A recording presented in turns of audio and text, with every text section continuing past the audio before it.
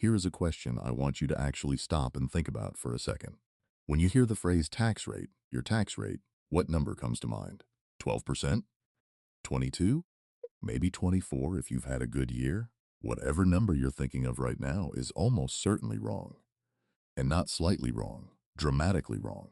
Because most middle-class Americans are paying far more of their income in taxes than their federal bracket alone would suggest, through a collection of overlapping, often invisible tax mechanisms that the system is not exactly designed to make obvious. I'm not talking about conspiracy theories. I'm talking about documented, legal, structural features of the American tax code that quietly extract wealth from middle-class earners year after year. Mechanisms that most people don't know exist until they're already paying them. And in 2026, several of these traps have become significantly more dangerous than they were even a few years ago.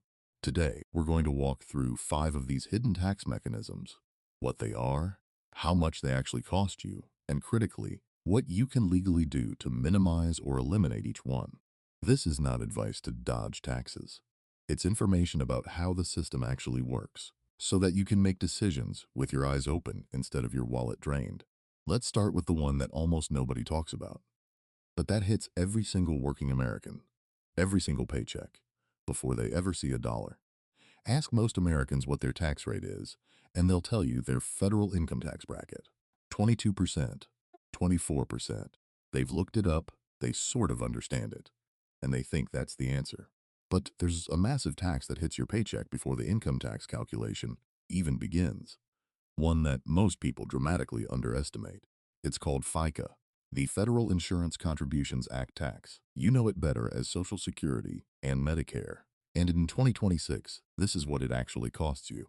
Social Security tax, 6.2% of every dollar you earn, up to $184,500 in wages. Medicare tax, 1.45% of every dollar you earn, with no income cap whatsoever.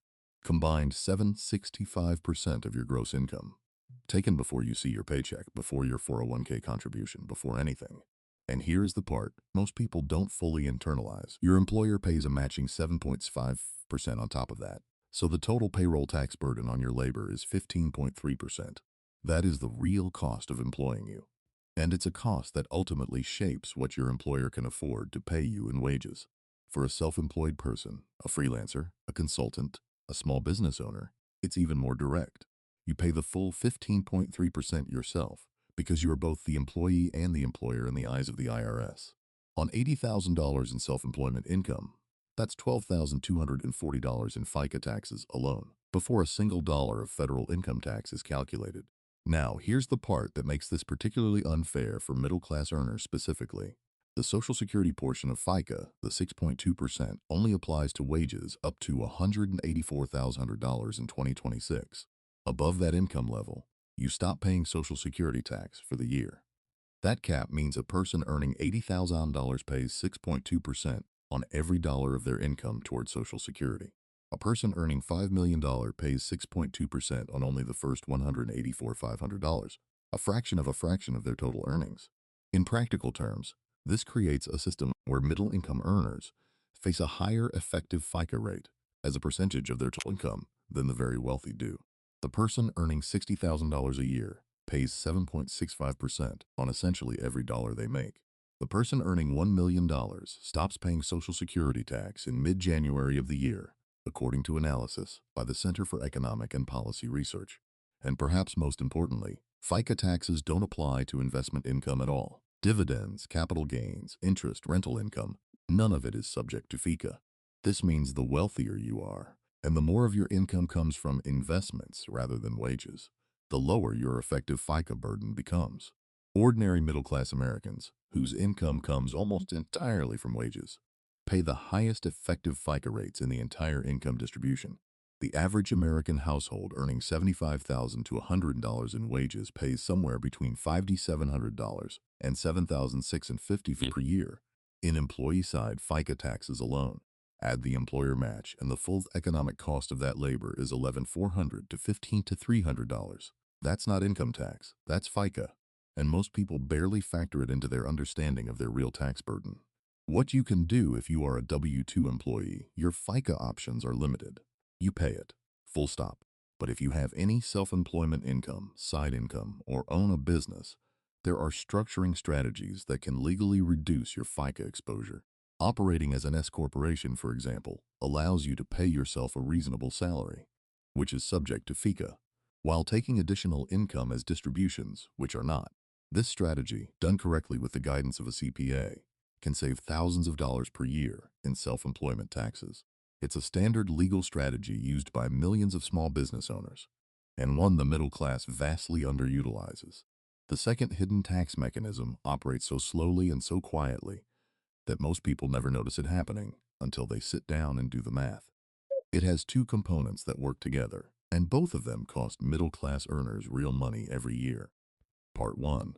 Bracket creep. Bracket creep is what happens when inflation pushes your nominal income higher, meaning the dollar number on your paycheck goes up, but your real purchasing power stays flat or even declines. In theory, the IRS adjusts tax brackets annually for inflation to prevent, and they do adjust them by approximately 2.7% in 2026, according to the Tax Foundation. But here's the problem. Not all of your financial life adjusts at the same rate, and not all tax thresholds are indexed to inflation. Let's make this concrete. The average American worker received a cost of living raise of somewhere between 3% and 5% over the past year. On paper, they earned more money. In reality, inflation ran at roughly similar or higher rates, meaning their actual purchasing power barely moved, or may have declined. But the IRS sees the higher nominal income. And depending on where that income lands relative to bracket thresholds, that worker may have moved into a higher tax bracket, paying a higher marginal rate on dollars that don't actually buy them anything more than before. The Tax Cuts and Jobs Act of 2017, which was made permanent by the One Big Beautiful Bill Act in July 2025, kept tax rates at their current levels and maintained annual inflation adjustments. That's good news, and it does provide meaningful protection against classic bracket creep for most middle-class filers.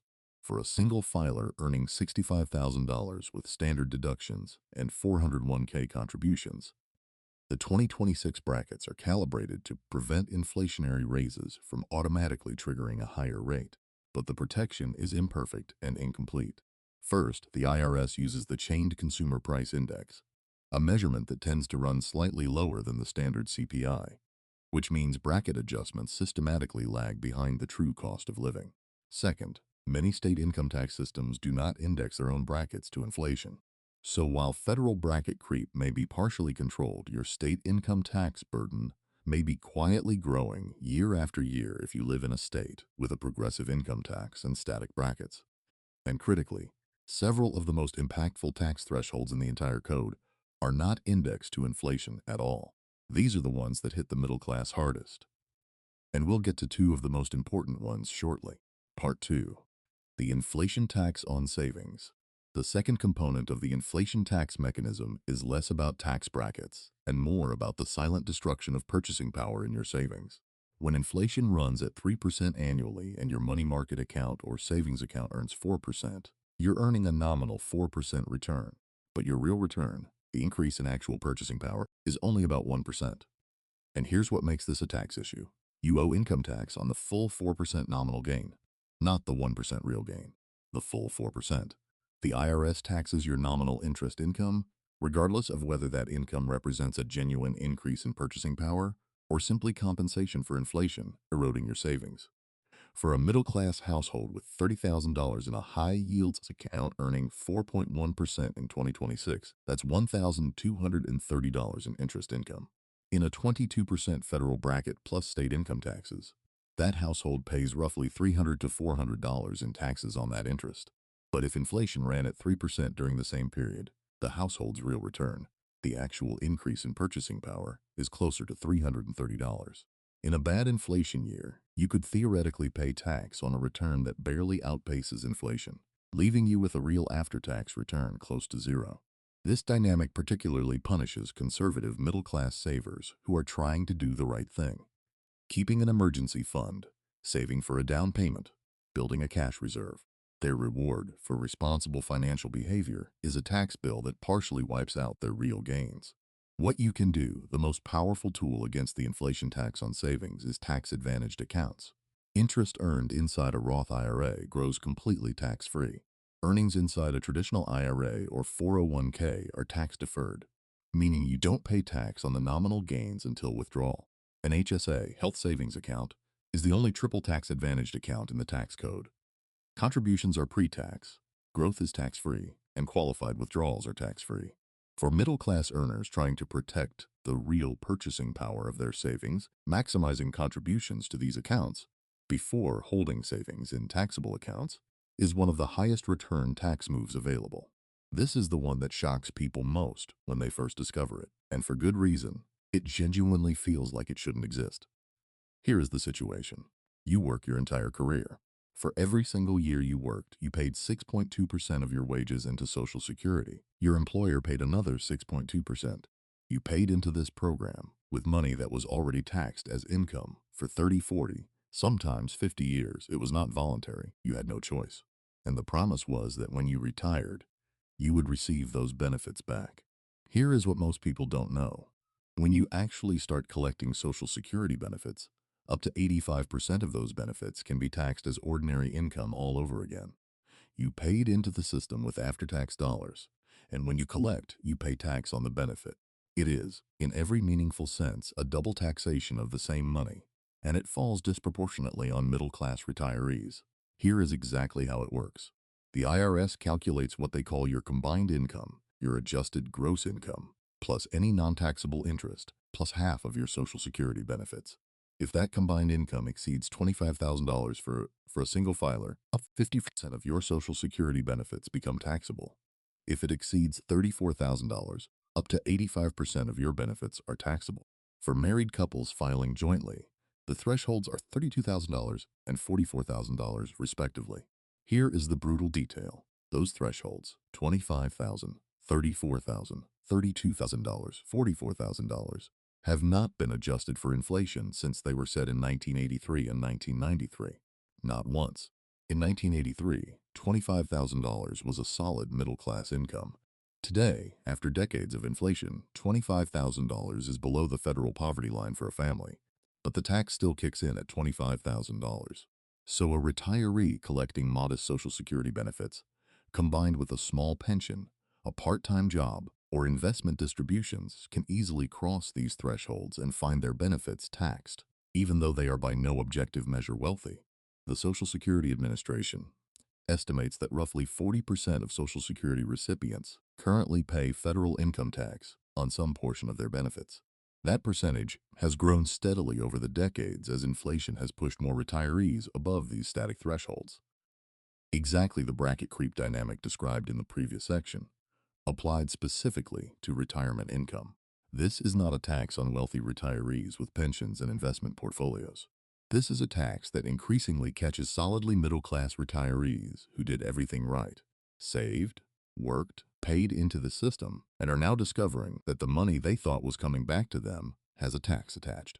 What you can do. The primary strategy for managing Social Security taxation is controlling what income you recognize in retirement and when. Roth IRA withdrawals do not count as income for the combined income calculation. They are completely excluded. This is one of the most powerful and underappreciated advantages of the Roth IRA for middle-class retirement planning. If a significant portion of your retirement savings is in Roth accounts, you have far more control over your combined income and can stay below the Social Security taxation thresholds. This is a planning decision that ideally starts decades before retirement. Another reason why the Roth IRA conversion strategy deserves serious attention for anyone in the 22% bracket or below. The fourth hidden tax mechanism is one that was originally designed for the wealthy, but is increasingly catching middle-class earners, particularly homeowners, investors, and anyone who has seen significant appreciation in assets over the past decade. It's called the Net Investment Income Tax, or NEIT. It was created by the Affordable Care Act in 2010 and took effect in 2013. The mechanics are straightforward. If your modified adjusted gross income exceeds $200,000 as a single filer, or $250,000 as a married couple filing jointly, you owe an additional 3.8% surtax on your net investment income, on top of whatever capital gains tax you already owe. Net investment income includes interest, dividends, capital gains from selling stocks or property, rental income, and passive business income. Now here is the detail that transforms this from a tax on the wealthy into a tax trap for the middle class. Those income thresholds: $200,000 for single filers, $250,000 for married couples, have not been adjusted for inflation since the law was written in 2010, not once in 13 years. And they remain frozen at those levels in 2026. Think about what that means in practice. Someone who was comfortably below the NEAT threshold in 2013 may have crossed it simply through normal salary growth and inflation over the past decade, without any meaningful increase in real wealth. But the trap becomes most acute in one specific scenario that is catching tens of thousands of middle-class Americans completely off guard. The home sale. Here's how it plays out. A married couple bought their home in 2012 for $320,000 in a suburban area. Home prices in their market have roughly doubled over the past decade.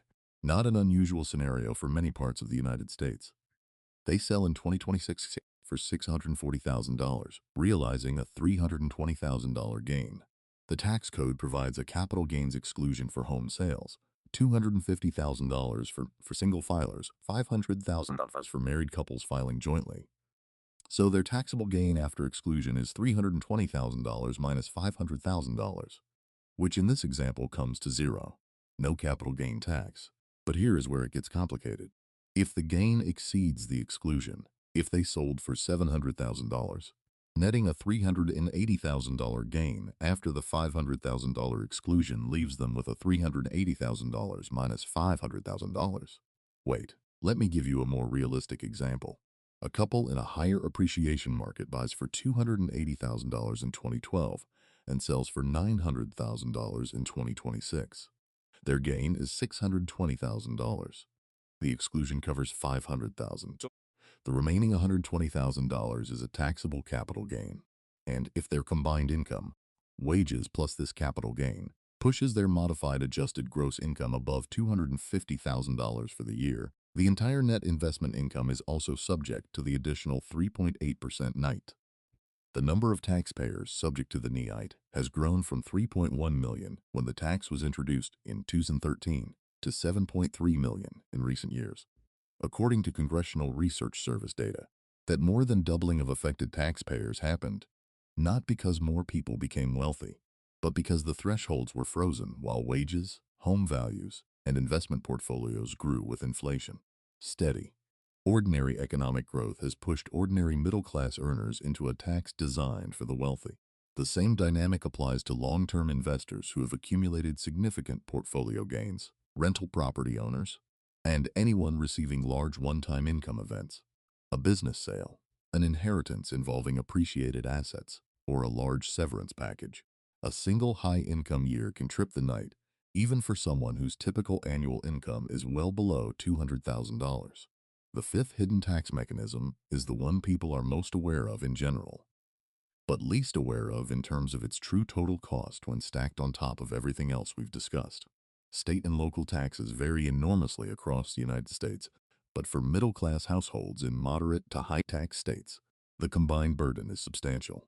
Let's build the full picture for a typical middle-class American household. Take a married couple in California with a combined income of $150,000.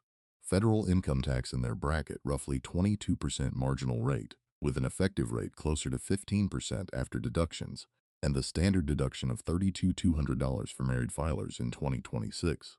California state income tax at their income level, approximately 9.3% marginal rate, one of the highest state income tax rates in the country. FICA, 7.65% on their wages, employee side only. Property tax on their home. California's Proposition 13 caps it at 1% of assessed value, but even a modestly valued home generates thousands per year. Sales tax in California, 7.25% base rate, often 10% or higher in major cities, applied to most consumer purchases. When you add all of these up, federal income tax, state income tax, FICA, property tax, and sales tax, the effective combined tax rate for a middle-class household in a high-tax state can easily reach 35% to 45% of gross income, not the 22% bracket rate they mentally associate with their tax burden. 35 to 45% total across all tax mechanisms. And here's where the SALT deduction, state and local tax deduction, becomes relevant. Before 2017, Federal taxpayers could deduct their full state and local tax payments from their federal taxable income, providing meaningful relief for residents of high-tax states. The Tax Cuts and Jobs Act of 2017 capped that deduction at $10,000. The One Big Beautiful Bill Act, passed in July 2025, temporarily raised the SALT cap to $40,000 for households with income below $500,000, with the higher cap running through 2029 before scheduled reversion to $10,000 in 2030. This temporary increase to $40,000 is genuinely meaningful relief for middle-class households in high-tax states like California, New York, New Jersey, and Illinois. For a household paying $18,000 in state income taxes and $12,000 in property taxes, $30,000 in total SALT, the ability to deduct that full amount under the new cap can reduce federal taxable income significantly compared to the previous $10,000 cap. If you itemize and live in a high-tax state, 2026 through 2029 is the window to maximize that deduction. After 2029, the cap is currently scheduled to revert to $10,000 unless Congress acts again. For middle-class earners in lower-tax states, Texas, Florida, Nevada, Tennessee, which have no state income tax, the combined burden is substantially lower, often 20% to 28% of gross income when all taxes are included. This is one of the most financially significant but least discussed factors in location decisions for middle-class families. What you can do if you live in a high-tax state and itemize deductions. The SALT deduction cap increase to $40,000 for 2026 through 2029 is one of the most valuable tax provisions available to you right now. Make sure your tax preparer is maximizing it. Bundle state and local tax payments where possible to optimize the timing of your deductible amounts. And if you are self-employed or your income is flexible in terms of geography, remote work has made this more realistic for millions of Americans. A move to a no-income tax state represents one of the largest legal tax reductions available to a middle-class earner. The difference between California's 13.3% top marginal state rate and Texas's 0% is not a minor footnote. Over a career, it compounds into hundreds of thousands of dollars. Let's put all 5 mechanisms together and look at what the middle class is actually paying when you account for all of them simultaneously. Take a single American earner in 2026 with $90,000 in wages, living in a moderate tax state, no self-employment income, standard deductions. Here is the full tax picture. Federal income tax. At $90,000 in wages with the $1,100 standard deduction for single filers, taxable income is approximately $73,900. Federal tax on that income calculated across the brackets comes to roughly $12,500, an effective federal income tax rate of about 14%. FICA taxes, 7.65% of $90,000 in wages equals $6,885. Employee side only. The employer side match is another $60 or $85, which doesn't appear on the paycheck but represents the full cost of their labor. State income tax varies significantly. In a moderate state like Colorado with a flat 4.4% rate, that's roughly $3,960. Property tax, if they own a home, typically $3,000 to $6,000 per year depending on location. Sales tax, a 7% average sales tax rate on $35,000 in annual consumer spending equals roughly $2,450. Total. Federal income tax plus FICA plus state income tax plus property tax plus sales tax comes to approximately $29,000 to $32,000 on $90,000 in gross wages. That's an effective combined tax rate of 32% to 36% on $90,000. Not $500,000, not $1 million. $90,000, which is solidly middle class in 2026. And that's before we account for any night exposure in years when investment gains occur. Before the Social Security benefit tax at retirement, before any years of bracket creep when raises barely outpace inflation.